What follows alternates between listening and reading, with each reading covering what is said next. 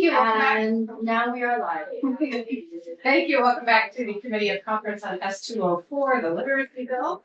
We left this morning with it sounded like 3 issues where we have some differences in the 2 versions of the bill. So if we take those in order, setting aside the findings, that's the easier piece probably. The more substantive pieces, the first one was section 2, subsection C, related to specific screeners. And our language on the right side there, RC is pulling from your E in terms of the notification process. So in our discussion and looking more at C and back at a lot of the testimony we had, particularly from special educators, from the superintendents, was the sense that in the history here of taking out some of that specificity is that it's really already covered in existing state and federal law. And it's really with the implementation of Act 173 and MTSS, which is underway, was delayed a bit certainly by COVID, but that it would be redundant and not necessary to spell out that level of detail there. So I don't know if there's specific parts within C you want to draw our attention to, or give us a better sense of where you're coming from, what we might be able to arrive at. I think I would just say the apparent redundancy and spelling out of for clarity's sake was definitely done by design. I think we wanted to make it really clear in statute what we were looking for in terms of diagnostics and the screener. So that's why you see that language there. It seems like in the world of literacy, the more clear and explicit you can be, the better. And I think that's what we were looking for there.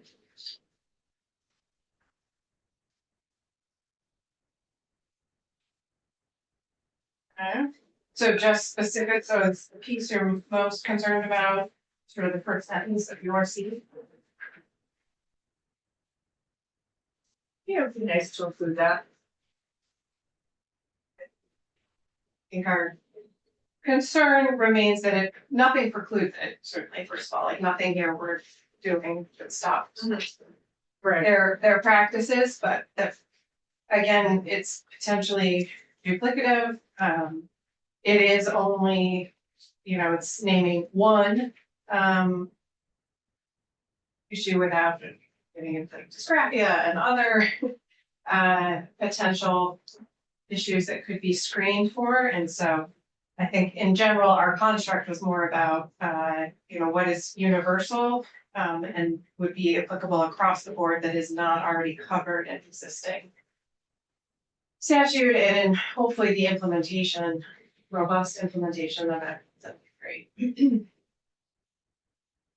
But I was, Yeah. I would just say, well, we made it clear that it wasn't just dyslexia, but dyslexia characteristics, and at the same time calling out that particular disability seemed very, very important to people who have been harmed by inappropriate reading instruction methods over the years. I just heard myriad stories of missed diagnoses and just sort of missing it early on and then having the ripple effect down the line. So that's why we wanted to make it explicit in there. So perhaps we'll, for now, stay and pass on that one and move on to the next point, unless there's other folks want to talk about related to that portion of the bill. I guess just as we're looking at C as a whole, is that the actual sticking point right now with the dyslexia characteristics? That is the key point for this whole paragraph, or are there That's a good question. other parts? I loved the language of the whole section, but that is definitely, if that could be included, it would be helpful. But it seems like a nice compromise. keep that as question number one. Okay, the second was reviewing. All heard a lot about this. And our preference would be, and proposal at this point would be to take out the language entirely, so just strike the sentence, Just tell me where you are. sorry, on page 4, on Yeah. the right, Oh, yeah. strategies such as.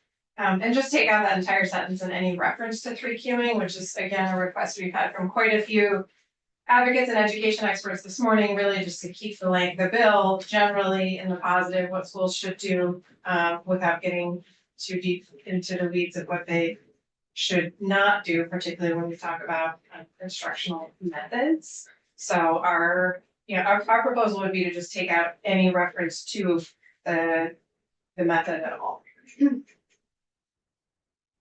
So rather than the sort of nuancy language that's there, just ended at and comprehension period. So that, the instruction is systematic, it is effective, explicit, evidence-based, and it has those 5 core components that are carried throughout the bill. I mean, I It's won't, foundational. yeah, I don't think I need to repeat what I said earlier, I would just stand by my earlier remarks.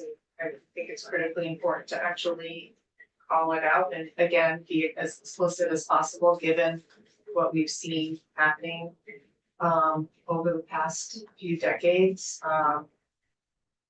So we can put a pin in that. Sure, okay. And this was, we also had looked at when we got the bill, at Massachusetts, language and framework, and they're, have very high literacy outcomes. We've looked to them on other policy things before, so we were borrowing there also some from the simplicity of the Massachusetts language, so, okay.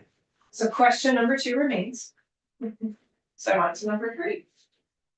Which is, I think, a big, more substantial in terms of impacting more sections of the bill. We originally talked about it as striking your request to strike section 6, but that would then have implications as well in section 5 of the bill in terms of all students being covered by hopefully the progress we're making in literacy assessment and instruction. I think there's potentially a bit of a it's not a typo, but a bit of an error here that, in the language the House passed, which passed the full House, approved independent schools that are eligible to receive public tuition shall comply. I think our intention was that are eligible to and are receiving, so whether that, nuance, we're talking about schools who are actually receiving public dollars, so students who are on our public education tax dollars would have the same rights and opportunities and protections related to literacy as all other Vermont students. So I don't know if that technicality would get us there in terms of the difference. So not just eligible to, but actually receiving. I don't have an issue with the language. Okay, honestly. I think the majority of us would. Maybe put a pin in it.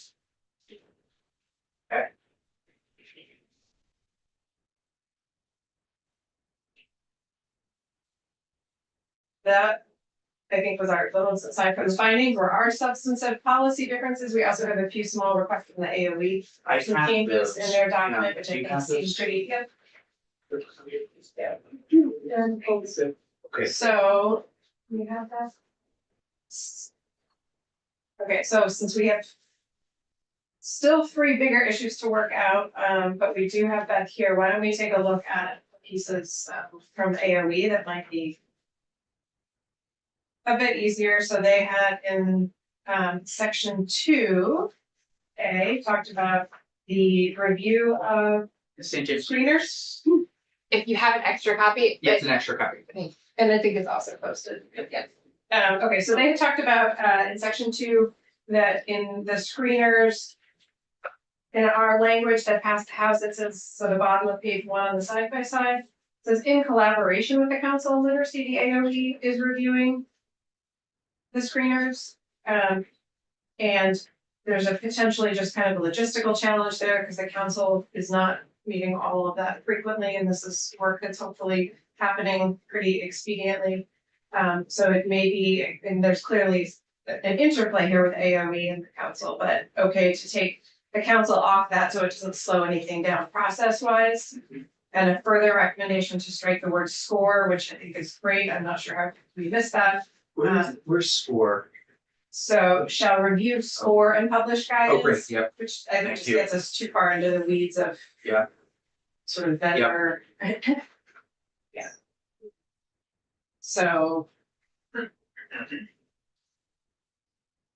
We're comfortable with accepting those changes. Is that- Yeah. So, Okay. And then the second. And we went back and forth a little bit with Ledge Council on the language, so it appears in section 5, it's possible it appears somewhere else too, but. It should say systematic anywhere that when we're talking about construction, not systematic. That might be a drafting error, are we comfortable with that change? Yeah. And then finally, in section 7, when we're talking about the professional development, that the more appropriate language, when we get into our licensure statutes is professional learning. And so a language change there. To clean that up and make it more consistent. For professional learning rather than professional development. Okay. But again, just that was a suggestion from the license, I believe, from the licensing division who holds professional learning and professional development for the agency. That makes sense. Yeah. Right. They had the easy part. Before we break again, since we're certainly gonna start to run down on time here, I guess, so we know we kind of have these 3 sticking points, dyslexia, 3 queuing, and you know, which students this is applying to, in which schools. So I don't know if there are further thoughts people wanna put on the table, considerations, middle ground ideas we can all mull over before we hopefully convene again later today even. I think we should chat a little bit, Okay. but yeah, nothing pops up to mind right now. Yeah, yeah. I was gonna say, no, I think you covered the house position, you know, particularly, I know in our committee, there was concern about going down the road of banning instructional practices in the classroom. And also, I'll echo Representative Brady's concerns about how some of this more specific language would intersect with the implementation of Act 173. I feel like we're layering, I feel like some versions of this bill layer on additional requirements before you've even really fully worked through the road ahead of 173, just so. Should be a problem.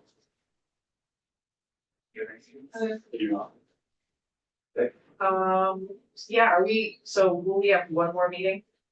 Depends. I mean, yeah.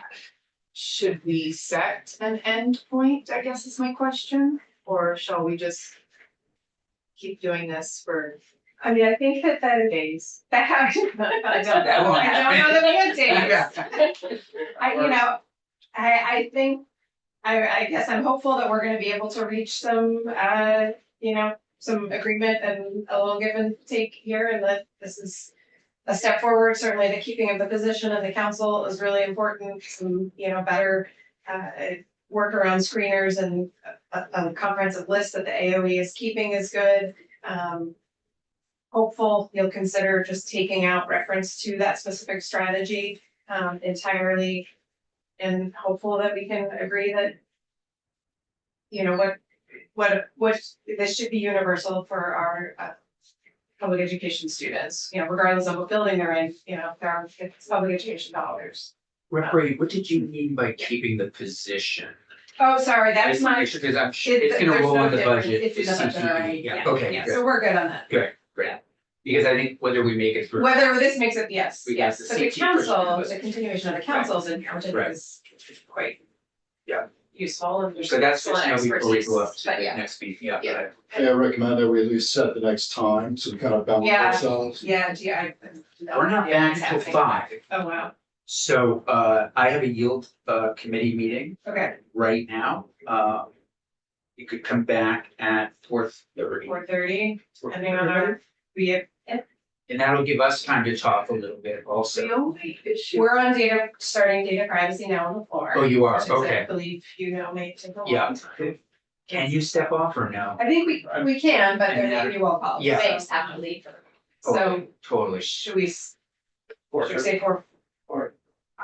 Try 4:30? I have a fairly complex bill that I'll be presenting on the floor, PBMs, so it could take a little while, can't have yeah, phones yeah. in there, So so. that's true, that's true. Yep, yep. Hard to know. Do you have to get ready for that? No, I'm So ready, you're good at 4:30. I mean, unless I'm on. Well, we don't start at 5. That's what Oh, they said. sorry. Yeah, so we'll come back Oh, at okay. 4:30. 4:30 is fine. Okay, Okay, and I've got to go to the yield meeting. I am ready. okay, Okay, okay. okay. Let me know when you're on your way. Okay. Yeah. Great. I'd really like to see this go through. Yeah, so would we, Yes. so would we. So, So, okay. yeah, fingers crossed. If we can get